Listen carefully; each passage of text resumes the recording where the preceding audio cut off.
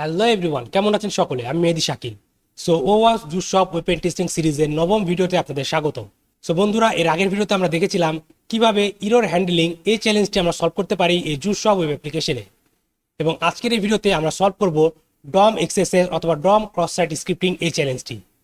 আপনারা যদি না জেনে থাকেন যে এক্সএসএস ক্রস সাইট স্ক্রিপ্টিং অথবা ডম এক্সএসএস ক্রস সাইট স্ক্রিপ্টিং এই ইররগুলো কি বা এই ভেরিয়েবিলিটিগুলো কি, তাহলে বলবো আমার ওয়েব অ্যাপ্লিকেশন ভেরিয়েবিলিটি নিয়ে একটি কমপ্লিট প্লেলিস্ট রয়েছে, সেই প্লেলিস্টগুলো দেখে নেবেন। তাহলে এই ওয়েব অ্যাপ্লিকেশনে আমরা ফিউচারে যে সকল ভেরিয়েবিলিটিগুলো সলভ করব, যেগুলো অ্যাডভান্স ভেরিয়েবিলিটি একটি ওয়েব অ্যাপ্লিকেশনের, সব কিছু সম্পর্কে আপনাদের বিস্তারিত ধারণা থাকবে আগে থেকেই, এবং এই ভিডিও সিরিজগুলো আপনার বুঝতে অনেক সুবিধা হবে।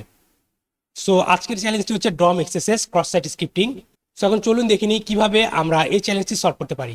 সো আমাদেরকে এখানে বলা হচ্ছে perform a DOM XSS attack with this iframe code. So এই আইফ্রেম কোড ইনজেক্ট করার মাধ্যমে আমাদেরকে একটি ক্রস সাইট স্ক্রিপ্টিং অ্যাটাক করতে হবে।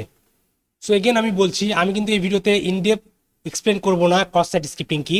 সো অবশ্যই আমার ওয়েব ভেরিয়েবিলিটি নিয়ে যে প্লেলিস্টটি রয়েছে সেই প্লেলিস্টটি অবশ্যই দেখে নেবেন, তাহলে আপনারা এই সকল সম্পর্কে বিস্তারিত জানতে পারবেন যেগুলো কি, এই অ্যাটাকগুলো কীভাবে কাজ করে। সো এখন চলুন দেখা যাক কীভাবে এই চ্যালেঞ্জটি সলভ করতে হয়।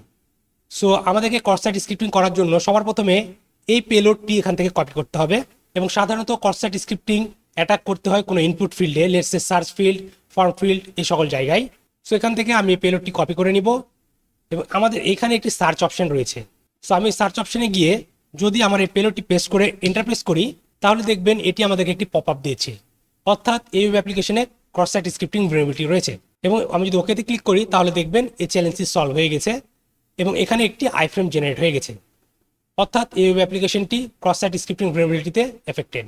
এবং আমরা যদি আমাদের স্কোর বোর্ডে ফিরে যাই, তাহলে দেখবেন আমাদের DOM base cross site scripting চ্যালেঞ্জটি সলভ হয়ে গেছে।